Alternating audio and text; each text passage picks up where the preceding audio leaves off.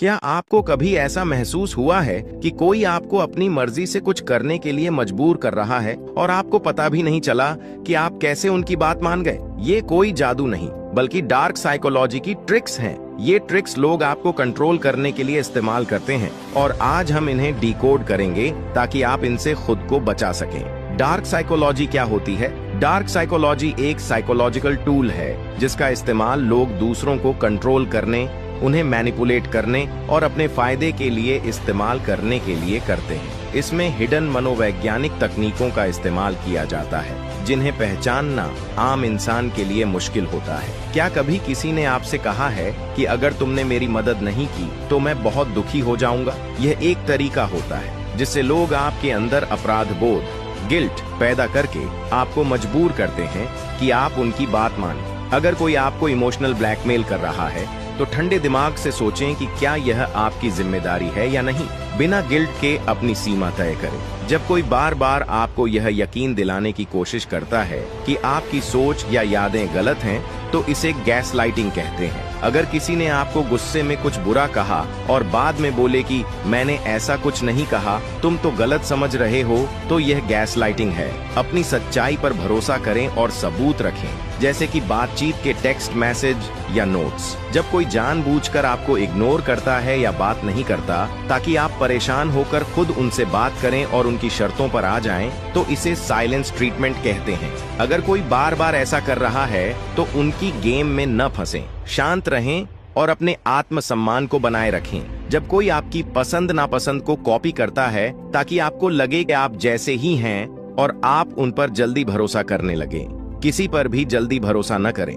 देखें कि क्या वे सिर्फ आपकी पसंद को फॉलो कर रहे हैं या उनका खुद का भी कोई व्यक्तित्व है। जब कोई आपको शुरुआत में बहुत ज्यादा प्यार और अटेंशन देता है लेकिन बाद में धीरे धीरे कंट्रोल करने लगता है, यह खासकर रिलेशनशिप में होता है। अगर कोई बहुत जल्दी बहुत ज्यादा प्यार और अटेंशन दे रहा है तो थोड़ा सतर्क रहें और समय लें उन्हें समझने के लिए। आत्म जागरूकता। सबसे पहले इन ट्रिक्स के बारे में जानें और पहचानना सीखें। नो कहने की हिम्मत रखें। हर बात पर हाँ कहना जरूरी नहीं है, जरूरत पड़े तो ना कहें। Emotional control.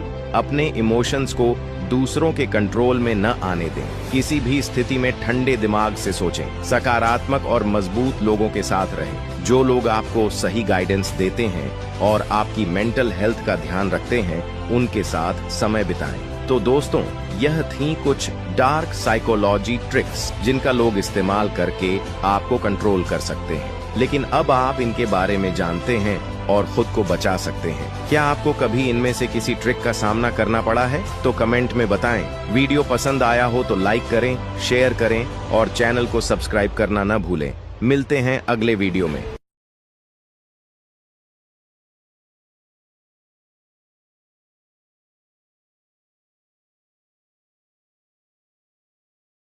फेक लोगों की पहचान करना सीखो। मनोविज्ञान की ताकत से अक्सर हम अपने जीवन में ऐसे लोगों से मिलते हैं जो दिखावे में बहुत अच्छे होते हैं, लेकिन असल में उनके इरादे कुछ और ही होते हैं। ऐसे लोग हमें धोखा देने की कोशिश करते हैं, हमारे विश्वास के साथ खेलते हैं और कई बार तो हमें भावनात्मक रूप से कमजोर भी कर देते हैं। क्या आप भी कभी ऐसे लोगों के चंगुल में फंसे हैं? यदि हाँ, तो यह वीडियो आपके लिए है। आज हम एक ऐसी कहानी बताएंगे जिससे आप समझ पाएंगे कि फेक लोगों की पहचान कैसे की जा सकती है। अर्पित एक सीधा साधा और ईमानदार लड़का था। वह सब पर जल्दी भरोसा कर लेता था और अपनी भावनाओं को खुलकर व्यक्त करता था। कॉलेज में उसकी दोस्ती विशाल नाम के एक लड़के से हुई। विशाल बहुत ही आकर्षक व्यक्तित्व का था, बातें करने में माहिर था और हमेशा अर्पित की तारीफ करता था। अर्पित को लगा कि उसे एक सच्चा दोस्त मिल गया है। शुरुआत में विशाल ने अर्पित के साथ बहुत अच्छा व्यवहार किया। वह उसकी हर बात में सहमति जताता,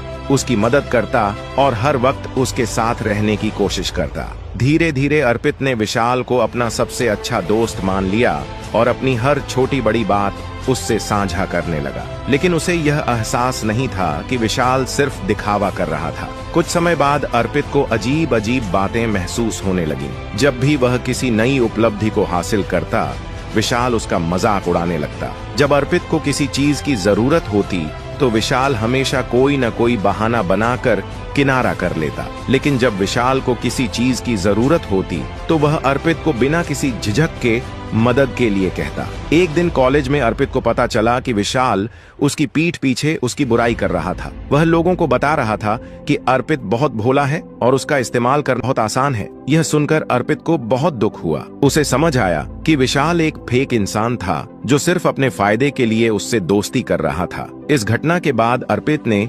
मनोविज्ञान के आधार पर यह जानने की कोशिश की कि फेक लोगों की पहचान कैसे की जाए। उसने कुछ महत्वपूर्ण बातें नोट की। ज्यादा मीठी बातें करने वाले लोग सावधान रहने योग्य होते हैं। जो लोग शुरुआत में ही जरूरत से ज्यादा आपकी तारीफ करें, वे बाद में आपको नुकसान भी पहुंचा सकते हैं। इसलिए उनके व्यवहार को करीब से देखें। सच्चे दोस्त केवल अपने फायदे के लिए साथ नहीं होते। अगर कोई केवल जरूरत पड़ने पर ही आपके पास आता है और आपकी जरूरत पर गायब हो जाता है, तो यह संकेत है कि वह फेक हो सकता है। पीठ पीछे क्या बात करते हैं, यह जानने की कोशिश करें। फेक लोग आपके सामने अच्छा व्यवहार करेंगे, लेकिन जब आप वहां नहीं होते तो वे आपकी बुराई करते हैं। आपकी भावनाओं को हल्के में लेना। अगर कोई आपकी परेशानियों को मजाक में लेता है और आपकी भावनाओं की कद्र नहीं करता, तो वह व्यक्ति सच्चा नहीं हो सकता। जब आप असफल होते हैं तब असली पहचान होती है। जो लोग सिर्फ आपकी सफलताओं में खुश होते हैं लेकिन आपकी असफलताओं में आपका साथ नहीं देते, वे अक्सर फेक होते हैं। इस वीडियो से अर्पित ने यह सीखा कि हर किसी पर आंख मूंदकर भरोसा नहीं किया जा सकता। हमें लोगों के व्यवहार को ध्यान से समझना चाहिए और उनकी असली मंशा को पहचानने की कोशिश करनी चाहिए। अगर आप भी फेक लोगों के झूठे जाल में फंस चुके हैं, तो अब समय है सतर्क होने का। अपनी भावनाओं की कद्र करें, सही और गलत का फर्क समझें और सच्चे दोस्तों को पहचानने की कोशिश करें, क्योंकि अंत में वही लोग हमारे जीवन में सही मायनों में मायने रखते हैं जो सच्चे होते हैं। एक छोटे से गांव में रहने वाला अमित नाम का एक लड़का था। उसकी सोच यही थी कि जो कुछ भी किस्मत में लिखा है वही होगा। वह हमेशा यह सोचकर बैठा रहता कि उसकी जिंदगी में कुछ भी बड़ा नहीं हो सकता, क्योंकि वह एक गरीब परिवार से आता है। पढ़ाई में भी उसकी रुचि नहीं थी, क्योंकि उसे लगता था कि वह कितना भी मेहनत कर ले, टॉप करने वाले बच्चे तो अमीर और होशियार ही होते हैं। लेकिन उसकी यह सोच तब बदलनी शुरू हुई जब उसके गाँव में एक सेमिनार हुआ, जिसमें एक सफल बिजनेसमैन आए।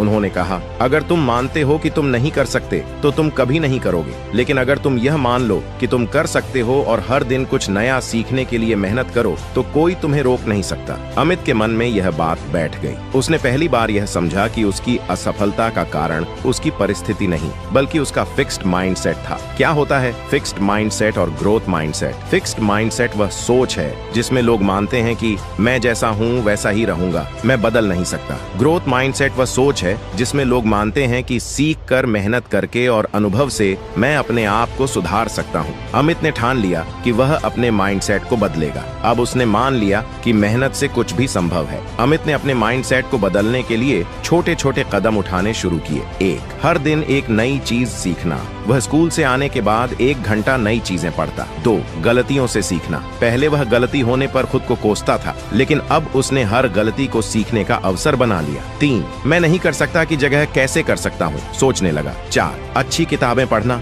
उसने महान लोगों की जीवनियां पढ़नी शुरू की। 5. हार मानना छोड़ दिया। अब जब भी उसे कोई समस्या आती, वह समाधान खोजने में लग जाता। धीरे धीरे उसका प्रदर्शन स्कूल में सुधरने लगा। टीचर भी हैरान थे कि जो लड़का हमेशा पीछे रहता था, अब वह सवाल पूछने और समझने में सबसे आगे था। कुछ सालों बाद अमित ने स्कूल में टॉप किया और एक बड़ी यूनिवर्सिटी में एडमिशन पा लिया। वहां भी उसने अपने ग्रोथ माइंडसेट को जारी रखा और आखिरकार वह एक सफल इंजीनियर बन गया। एक दिन उसी गांव में जब वह एक सेमिनार देने आया, तो उसने वही बात दोहराई जो कभी एक बिजनेसमैन ने उसे कही थी। अगर तुम मानते हो कि तुम नहीं कर सकते, तो तुम कभी नहीं करोगे, लेकिन अगर तुम यह मान लो कि तुम कर सकते हो और हर दिन कुछ नया सीखने के लिए मेहनत करो, तो कोई तुम्हें रोक नहीं सकता। सोच बदलो, जिंदगी बदल जाएगी। ग्रोथ माइंडसेट अपनाने का मतलब है कि आप अपनी सीमाओं को तोड़कर आगे बढ़ सकते हैं। अगर आप अपनी सोच बदलते हैं, तो आपके जीवन के परिणाम भी बदलने लगते हैं। असफलता को एक सबक मानो,